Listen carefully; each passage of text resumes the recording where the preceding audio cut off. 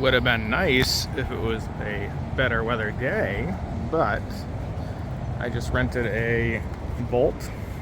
I think this is the SUV version. It has 200 miles on it, so basically brand new, and I am currently charging it because it came with half charge. That would be enough to get me to the airport, which is why I rented it, but I would like to do some test driving with it, so I'm charging it up now. And interestingly enough, I'm sure this won't last, this random charge port here, free. So anyways, let's do a little walk around.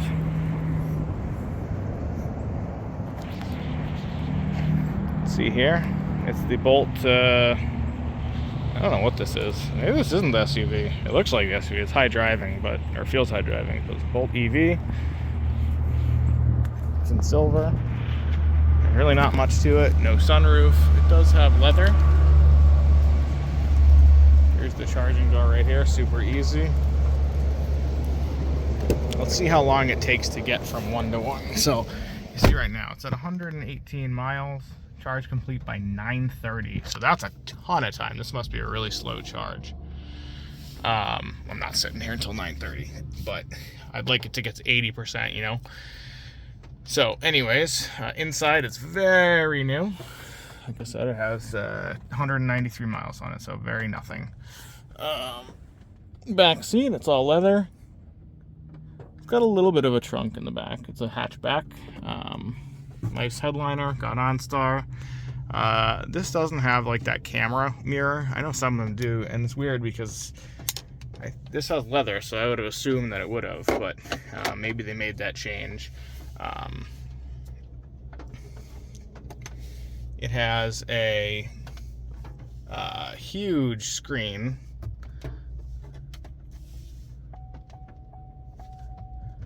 I don't actually know how to turn it on though. Oh, there we go. That's weird. I don't like that. There should be a button. It shouldn't just be a light. But I'm going to assume it just was delayed. So it has a huge nav screen here, which is nice. I mean, there's my hands. Built-in wireless Android Auto. So you can see right here.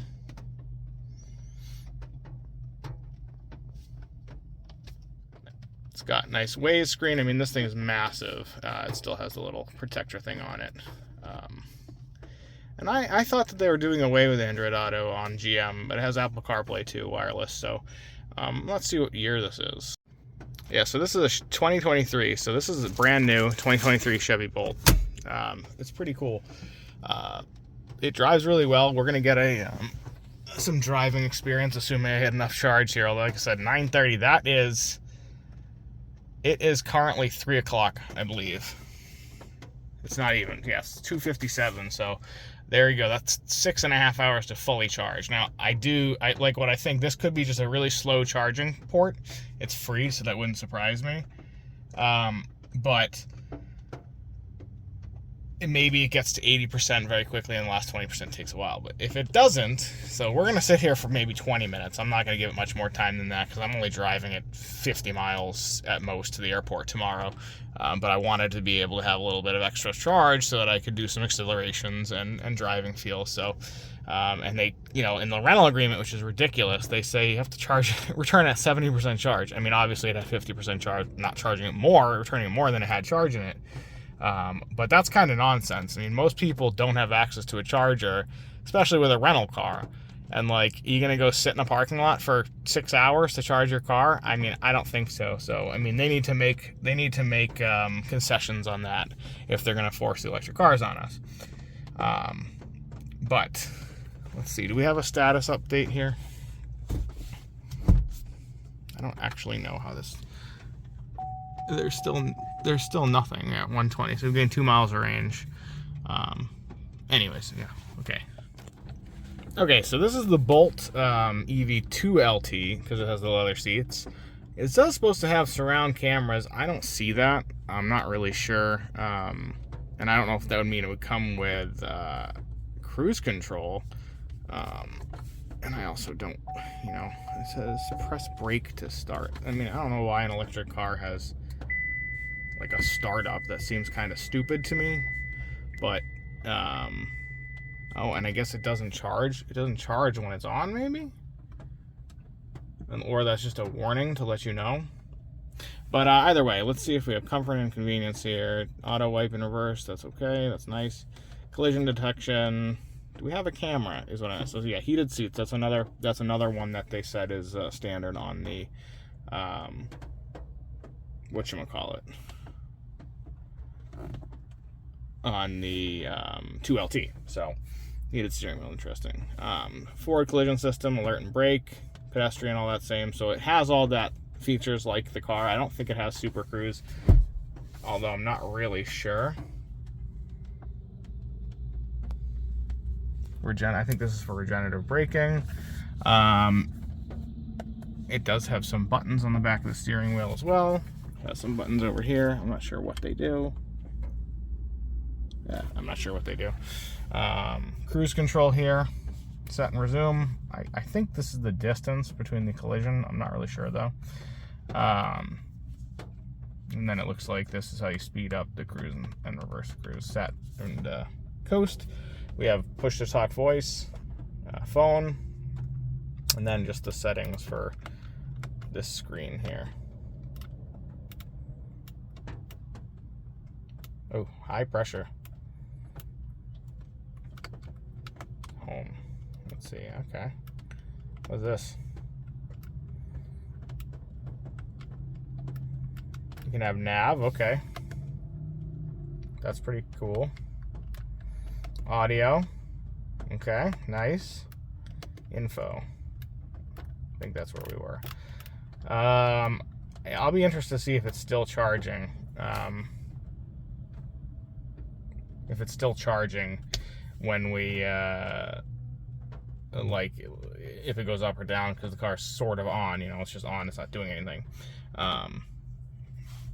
The other thing that this said this had the option of having was the Bose speakers. I see no indication here that it's Bose speakers, but it might have them. I mean, there's 1, 2, 3, 4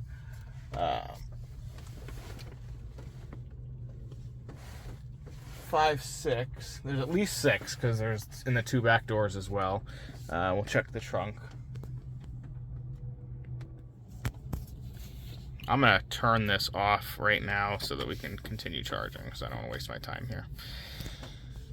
Yeah, so see, there you go. So climate for just that period of time was 5%, and it'll last full charge. Never mind. So that was, you know, you had the breakdown there. Home. Camera. There we go.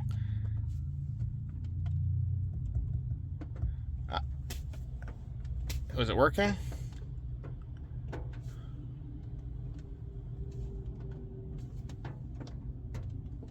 No, it isn't. So I don't know if the car has to be on. A lot of weird stuff on this, to be honest. Like, it shouldn't have to be on for any of this stuff to work, but maybe it's to save charge so you don't screw around with it and get stuck on the side of the road.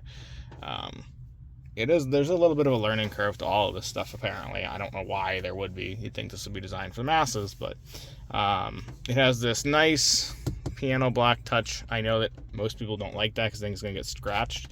I've never had any issue with it on my cars, but I'm not a dirty person, I guess. I don't put like a purse in the middle, but I've had no issues with it. I mean, I see it comes with protective covering that you should be taking off. The dealer should have taken off. It has soft touch up here, which is a nice touch. Very soft, actually. So that's very kudos to that. It has this little piece of plastic here, like my Edge had. I don't like this because it makes a creaking noise, potentially. Very solid feeling sliders, up and down. Like they're very good feel. They don't move easily. Nice little inlay over here. Some plastic that looks like I don't know what it would be, titanium or something. It's kind of soft touch, but not really soft touch on the doors. Soft touch down here. Hard, basic plastic here. That's very cheap feeling. Plastic buttons, very cheap feeling. Door panel, very cheap feeling. So, I mean, you know, the car starts at $30,000, I believe, with the 2LT package. Maybe that includes the tax credits. I'm not sure. But I did just look it up and it said $30,000 starting. So, you know, you're getting a lot of car for that price, but there are some, you know, drawbacks or, you know, cuts that had to be made. The steering wheel feels nice. It's got a flat bottom for some reason. I don't know why. I always like this gap here in the steering wheel. It makes it look sporty. The buttons, hard, feel very cheap. Although I will say my Genesis buttons don't feel great either. So I mean, they look great. They feel, but they when they're pressing them, I don't like the way it presses. It does have an auto dimming mirror, which is nice. I think this is for the cruise, the collision avoidance, and the lane keep, which would make sense. It doesn't seem to have auto wipers, which today is a bummer, because I'm having a hard time getting them the right speed, because those weird, it's the left-right ones, so they cover everything. Like my Edge, they go from the center up, so they take a while. It does have auto headlights. You can choose the brightness, door lock, unlock, auto driver's window, no other ones. Down here we have a USB-A and a USB-C, as well as a 12-volt. This is so far back, I can't tell if it has a wireless charging pad. I don't think so. Although I think that was an option, at least on previous models. A pretty big and very chintzy feeling, whatever this is, glove box. It's hard plastic here. Soft touch-ish here, but still, you know, there are definitely some cuts you'll notice, but I mean, that's stuff that most people wouldn't care about. It has some nice two-tone stitching here in the door. Driver's side door has it as well. The seats also have it, which is very nice. I like the seat material. It is nice, thick leather. So this is like the back seat on my Edge, or I guess the non-suede insert on my Edge. So it feels very durable. Easy up and down on the headrests. I wish more cars had that, or they have powered ones. It does not have powered seats, or at least it does not have a powered passenger seat. It does have a powered driver's seat. Full control. It does feel a little weak on the tilt though. It has a lumbar also, so there's quite a bit of features on that, which is nice. Most people don't care about having the powered passenger seat because you're going to be driving it yourself. Back seat has 3 seats. It has no headrest in the middle. Yeah, no headrest in the middle, which just helps for visibility, but it might be uncomfortable for people in the back. There's a ton of headroom here. So, like, I mean, I have, you know, 3 or 4 inches above my head because it's just, like, no sunroof here. It's very, you know, very airy in here. I noticed that my friend actually had the non-EUV version of this, which looks the same as this. I don't really know if there's a difference or if they just decided to make it an SUV to charge more because that's what people want. Again, I can't even really tell if this is it. It looks exactly like the EUV, so I think it is, but there's no descriptor on this, and there's no book because whatever, because the car rental place stole it. But there's tons of headroom. Like it's you'll not feel cramped in here at all. I noticed that again when my friend had it. Down here we have the buttons for the shifter. So you have park, reverse, neutral, drive. Drive is a pull-up, reverse is a pull-up, neutral is a push, park is a push. I believe this is the auto hold function. We have an electric parking brake, obviously. This is the lane keep. This is the traction control. I have no idea what this is. Maybe sport mode. We'll turn that on and then get a test in a bit. So again, I don't really like the way they did this because these are buttons, but because the car's off, you can't see it. And like, look at this. If I turn off,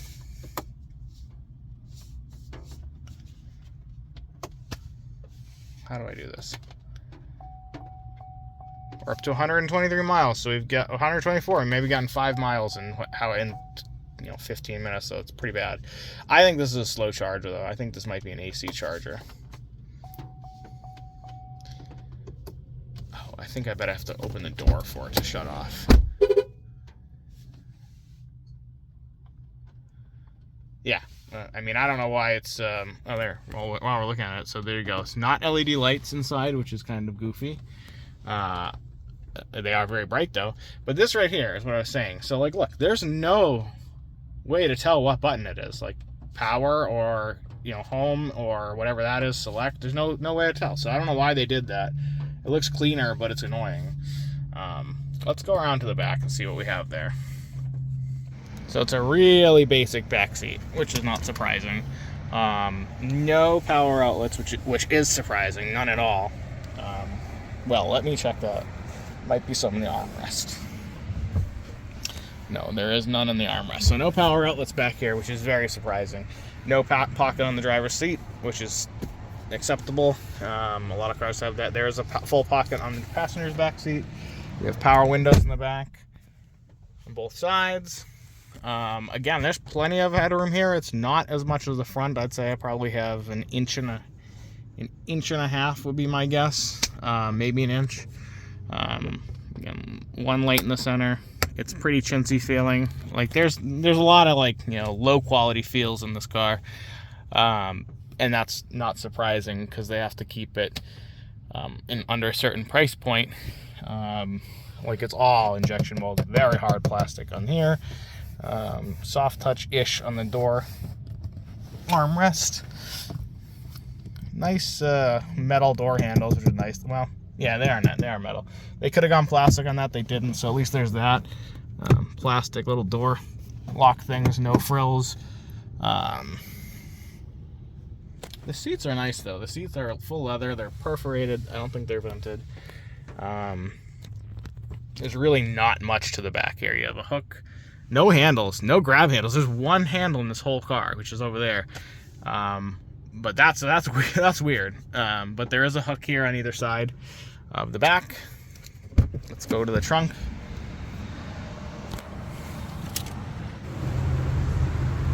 It does not have a power lift. It has a power button, but no power lift.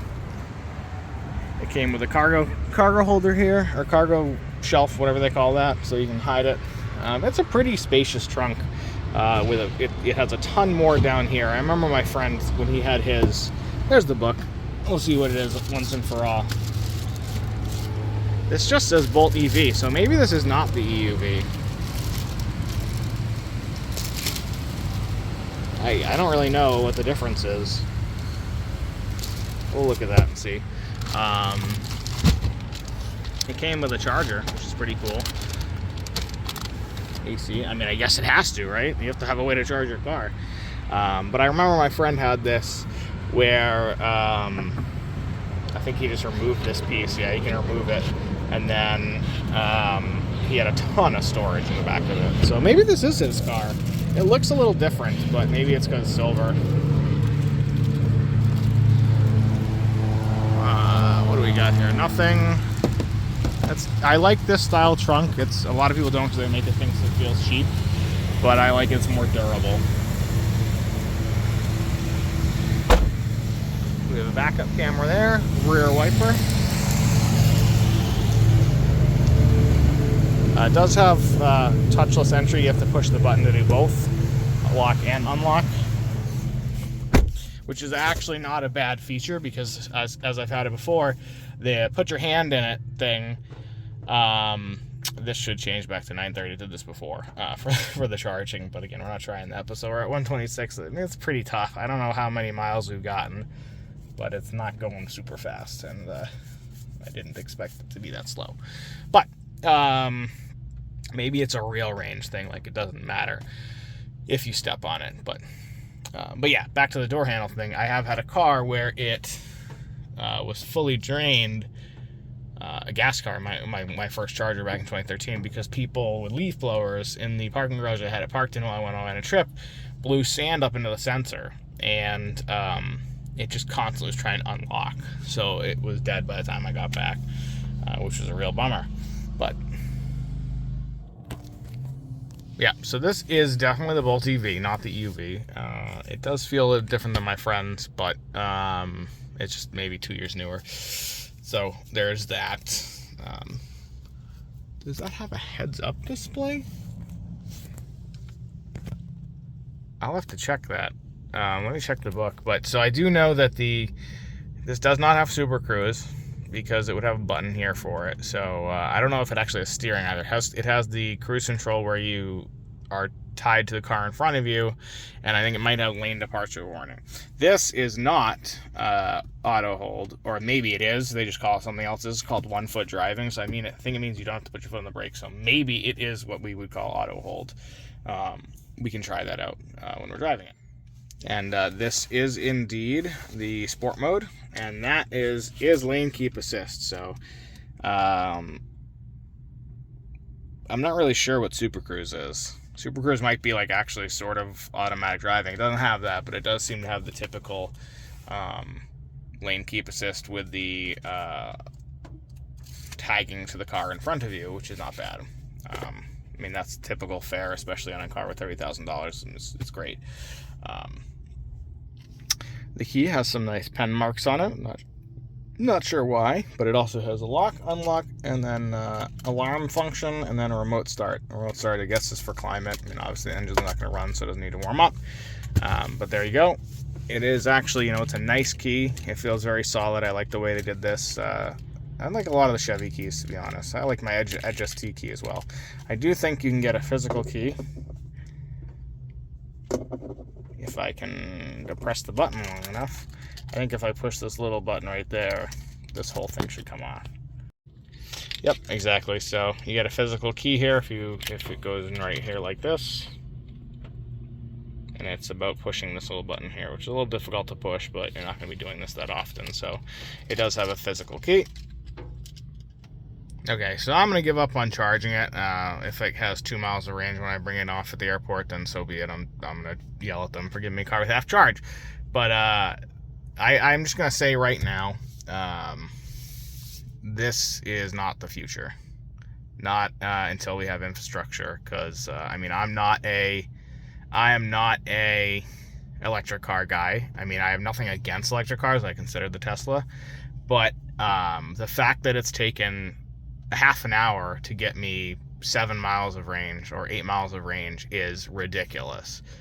I checked the area on the ChargePoint app, which is the same people I'm charging through here, and they're all the same charger, 6.6 kilowatts, 7.3 kilowatts.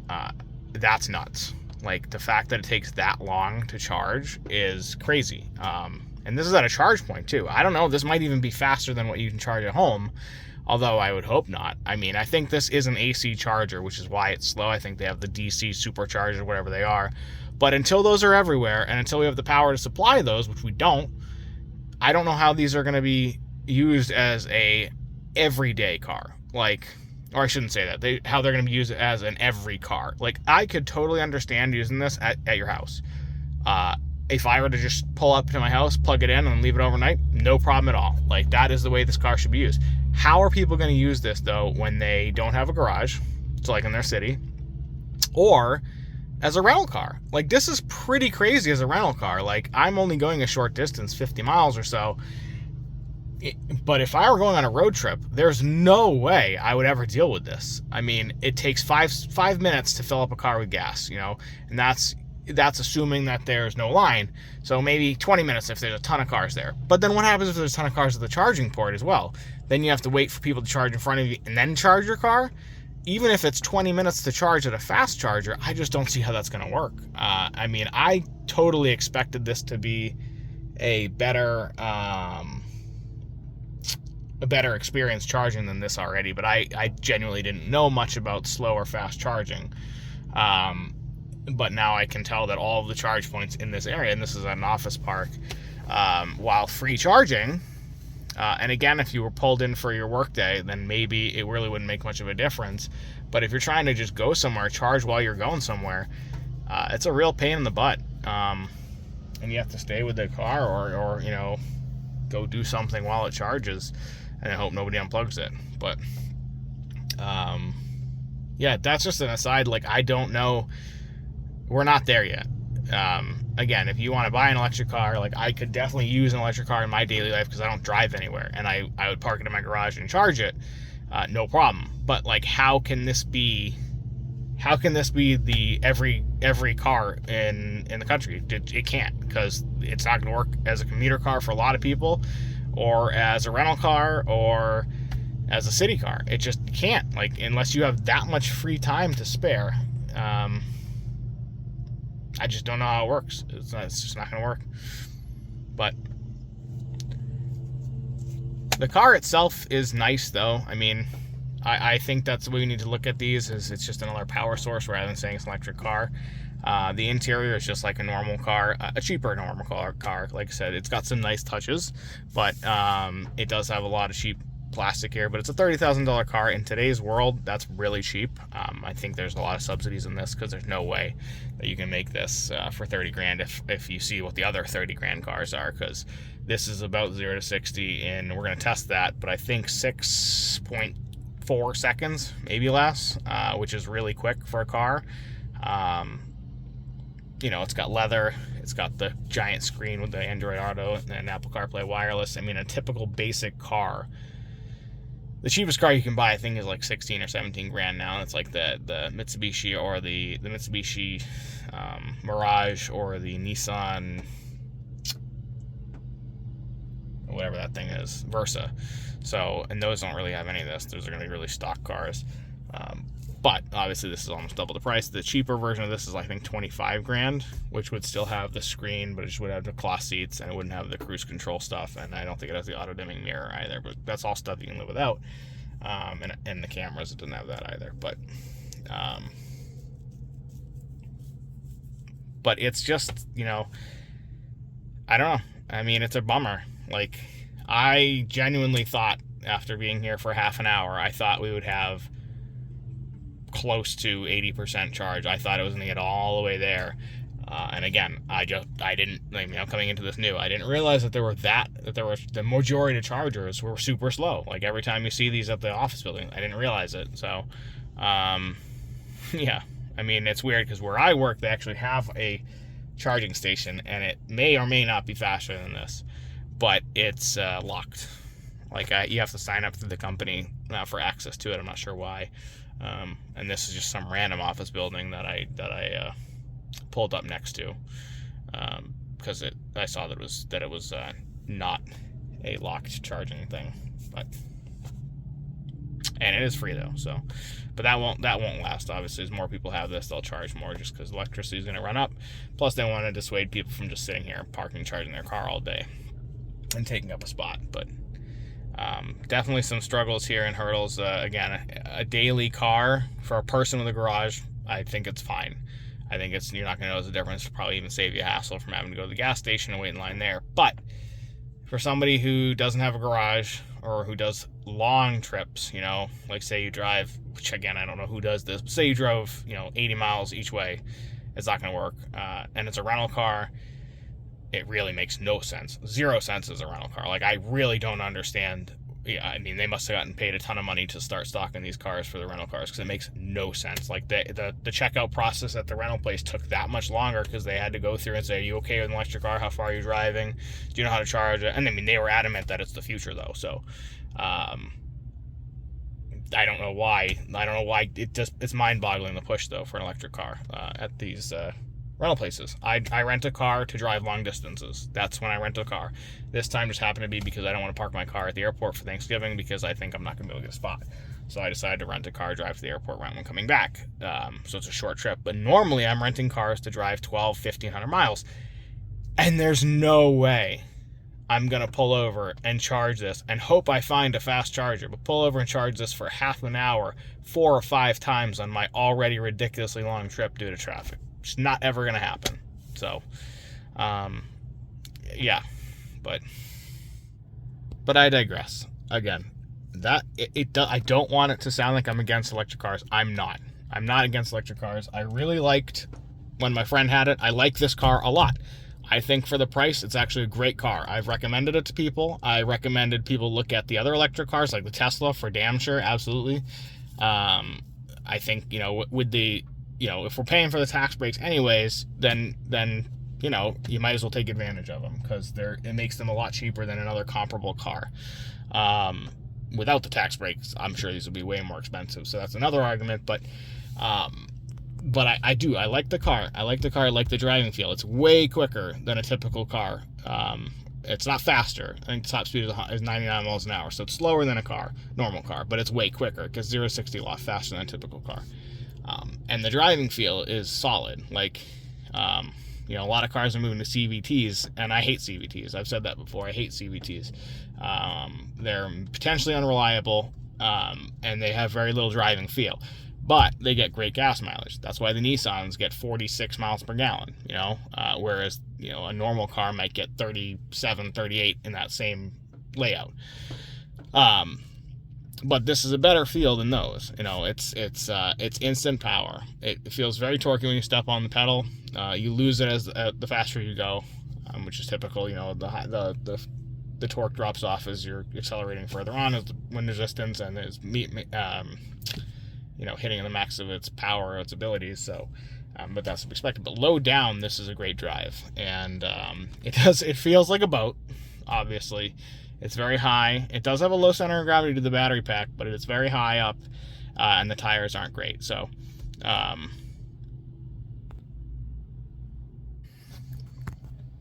but again, I don't hate electric cars. I think you look at it like it's a diesel, gas, or electric. Like those, it's just a way of powering a car. It doesn't have to be its own thing. I think it just shouldn't be forced because it doesn't make sense. Like there's a lot of cases where it doesn't make sense. It would be like mandating a pickup truck for everybody. Doesn't make sense for everybody because you can't fit one in a garage. It'd be like mandating a two-door for everybody because it doesn't make sense. You might have kids or something else. And it's just kind of mind-boggling.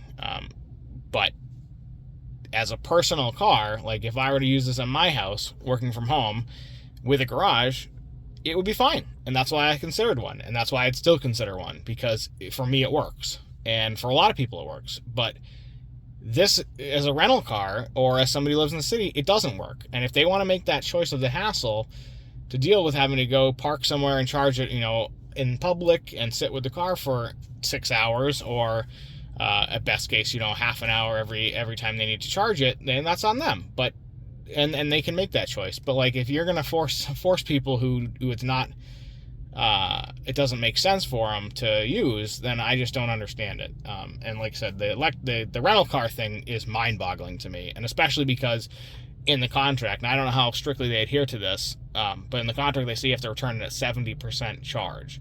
That is nuts.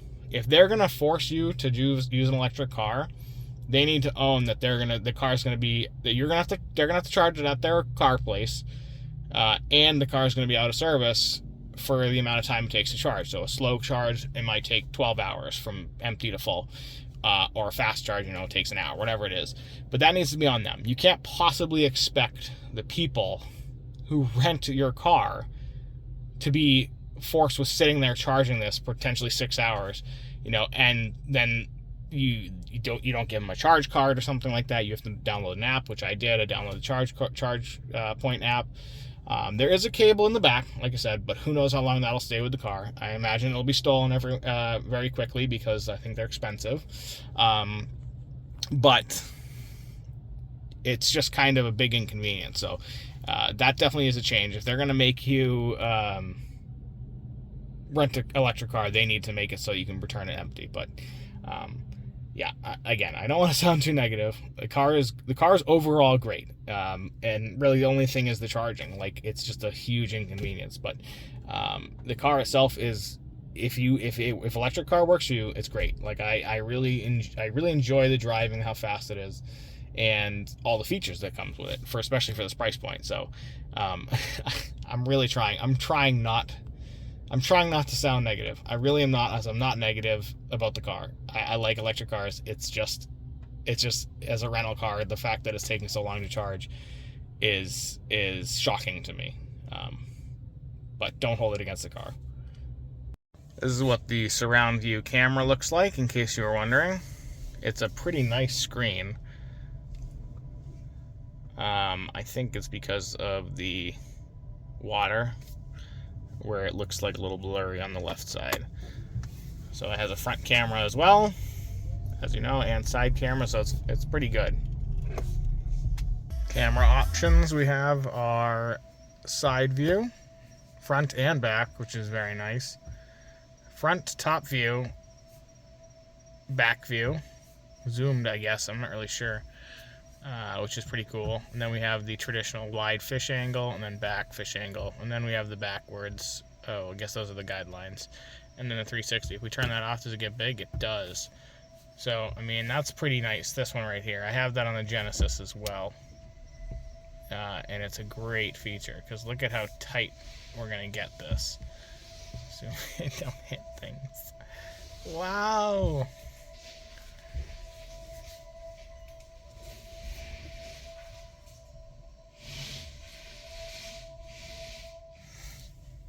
I don't know if it's low light performance or not, but I noticed that the backup camera is a little bit laggy.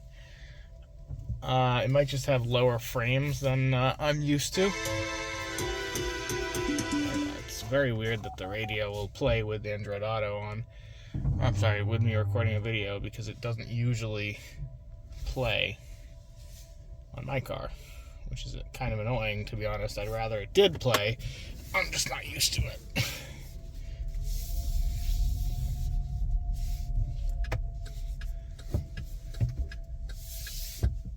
I tell you, people are nuts today. Day before Thanksgiving. Back to the front over here, we have this nice, the brightness adjustment thing. It's actually a button you push, boop, pops out a little knob, twist. It's a nice feature. Also, the steering is telescopic and tilting, but it's manual, so just push that little lever. It's very tight, but yeah. I'm not sure if this is a feature offered on other versions, but just to note, this does not have dual zone climate. It has single zone, but it is auto, so it does have the automatic thermostat like most modern cars.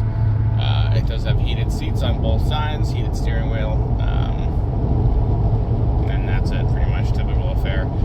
But yeah, no dual zone climate, which is kind of surprising, but it is a small-ish car, so maybe makes sense, but yeah.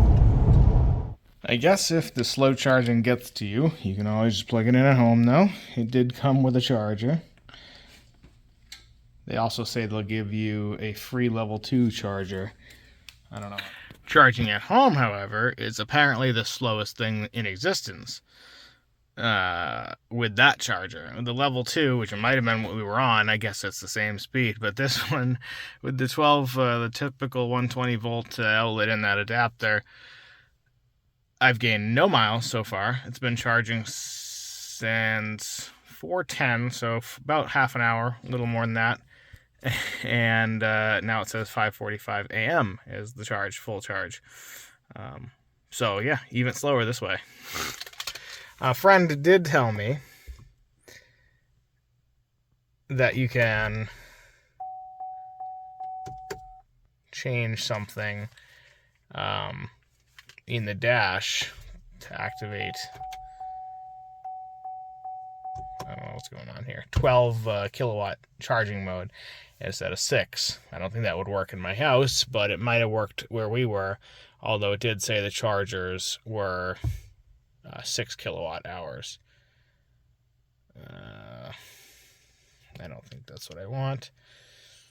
Settings. Vehicle.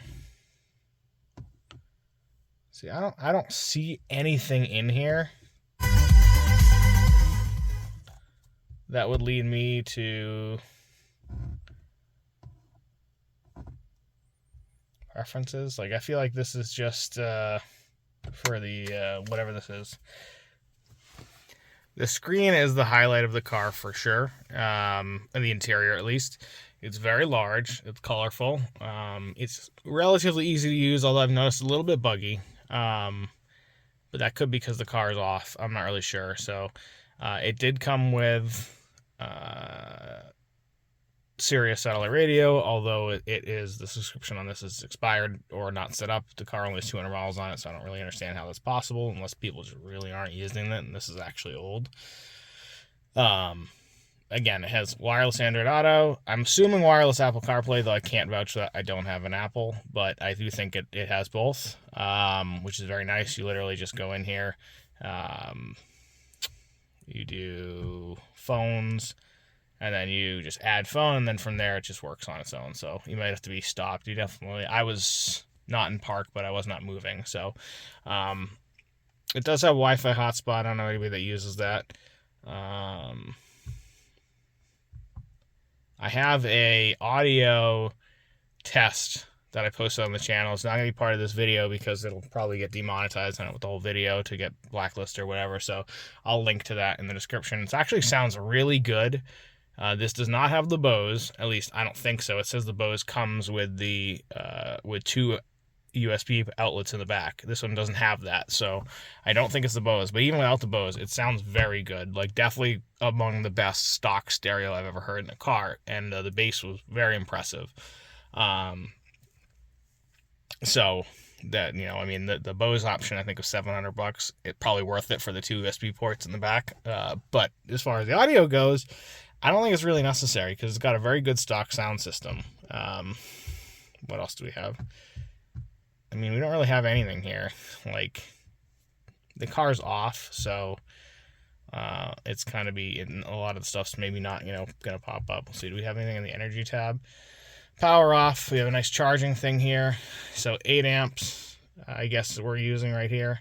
Level 120 volts. Charging options. What is this? Location-based charging? Very interesting. I'm not sure.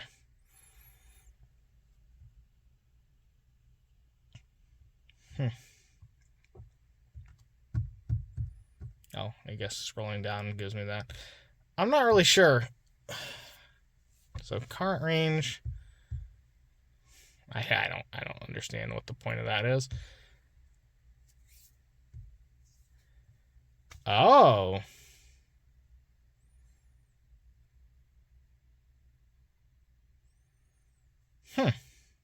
12 amps. Very interesting. And how about here?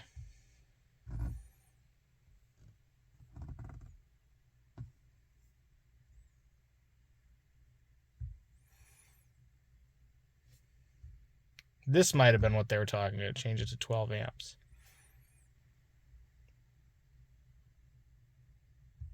I don't really know.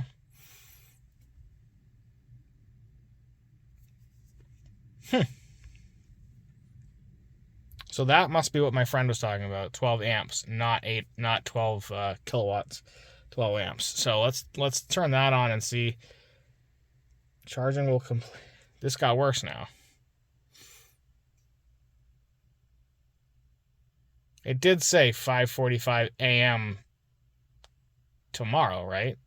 Let me check my. Let me check. That might have been Friday. Let me check the video. No, I was wrong.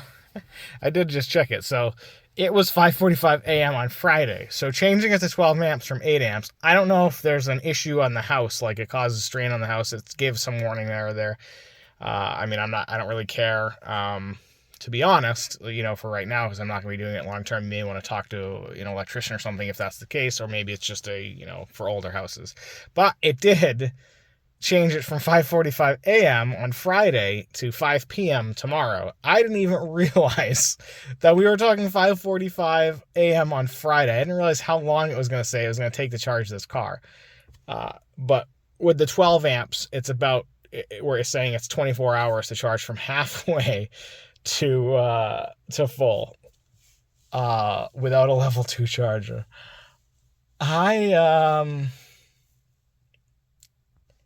It's kind of a mind-boggling reality. Luckily, the level 2 is included, I guess, now. I don't know if it always was, but so that would probably be a requirement if you're going to use this as a daily driver. Wow. But, yeah, change it to 12 amps, assuming that your wall outlet works, and you'll save yourself 12 hours of charging, which is pretty crazy. Details. So it says, I mean, it was charged once. This car's never been charged, never been fully charged, because it's got 193 miles gone since last full charge, which is how many miles are on the car itself. Impacts. I don't really understand, you know, the technique, whatever. I mean, people are probably mashing on this. There you go, history. I mean, this is pretty cool that we have all this stuff here. 50 miles. I don't really know what I'm reading here, but miles per kilowatt hour are low. I mean, people, I guess, are mashing, including myself. Cool, though. I'm glad that we figured that out, because it definitely helped. cool. All right, and then what else do we have in here? You can set up users, phone, audio. I mean, there's not much else in here. Again, I showed you the camera. You can't turn it on when the car's off. Do we have any apps here? We were working to correct the issue. Okay, I guess not. Something to note, I don't know if anybody uses these, but there are no lights on the mirrors on the visor. I assume they just want you to use the very bright overhead lights. But there are no lights, just like there's no handles.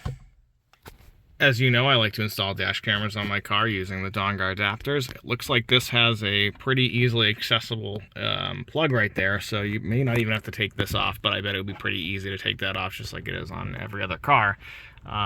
So that would be where you would go, because this does have an auto-dimming mirror. So just driving, you can tell, I mean, we're only doing 30 miles an hour, 35. It's pretty quiet. I mean, obviously there's no engine, but you can hear me talking no problem. Steering wise, it's responsive, but it's also very sloshy. It's got a high, it's weird. I wouldn't think it does have a high center of gravity just because the battery pack's low, but it's tall. I mean, you see it in the garage. I don't know if you saw it, like, but it's got to be a foot taller than my Genesis, which is a sedan, but this is not the SUV version. This is just the regular hatchback version. So, you know, it's not really, you know, it's not an SUV, but it feels like an SUV in terms of handling. I mean, actually, the edge felt more precise than this, which is not surprising because this has eco tires. It's not really designed for handling, but it is quick. You know, weird, like curvy road like this, I mean, it's very quiet. Even without the engine noise, the wheels are quiet, the tires are quiet. There's not much wind noise. We have the AC on right now. Let me turn that off. Ooh. It's a push down button. Can we? Yeah. So you can hear a little more with the AC off. You can hear the road noise. But it's not bad. I mean, to be honest, it's a good drive. Like, I enjoy not the sloshiness of it, but any non-sports car you're going to find, not sports suspension car, you're going to find that amount of sloshiness. But like in terms of the responsiveness of the throttle, it's fantastic. It's like I said, it's really responsive. Sorry, Rocket. In turning, it's just, you feel it. You feel it because it's not tuned for performance suspension. It's tuned for comfort. So I'm trying the lane keeping assist right now. It's supposedly working, but it's not working. Let's see if it keeps me on the road. It does not. So it's not real, as a bummer. I mean, like, you can see it right there. It shows that we have it in our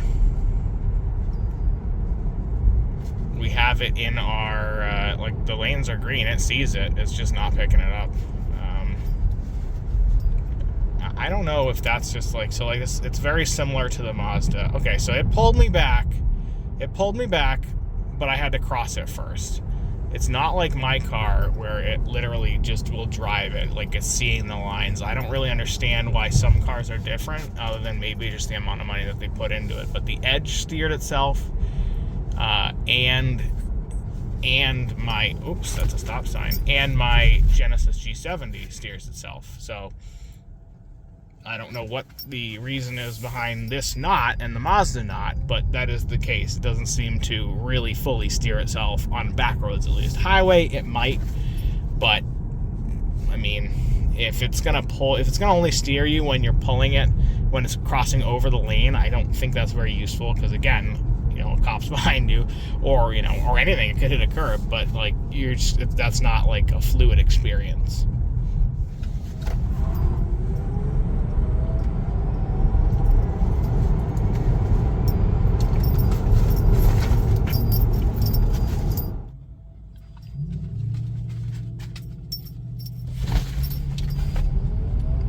This is flat.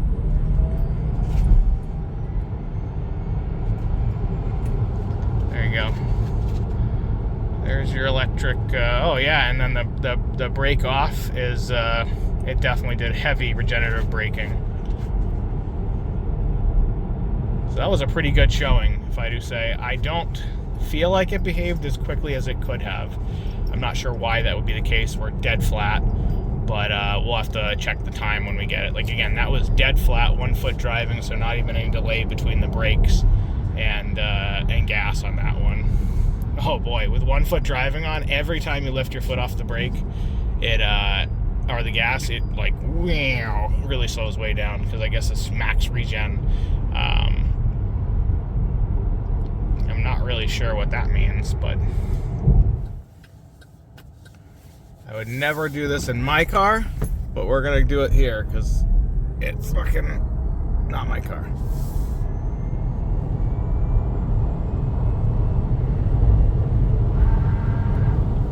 Alright, so you can see that was a full-on speed from a stop. And I don't think this car is as fast as they claim it is, to be honest. I think the important thing here with this car, again, is just how I can't stress enough how big it feels inside. There is a ton of space. So if that's what you're looking for in a car with enough pep, I mean, it's very quick, then I would definitely recommend it. Charging issues are, that's just the nature of the game. And I mean, I don't really see a way around that. Level 2 charging is probably about what I was charging at, where you're looking at maybe 6 hours for half a quote unquote tank, half a charge. And then if you use the wall outlet that's included with the car, like the wall charger into a normal outlet, you're looking at like 24 hours to charge from halfway. So maybe 2 days to charge full. That's pretty crazy, I will say. But other than that charging, this is a great car. And for the money, again, $30,000, a little over $30,000 as equipped is pretty impressive for what you get. And it feels solidly built too. I mean, visibility is great, really great. They're so spacious. Leather seats, blind spot, cruise control, adaptive cruise control, and cameras, 360 camera. So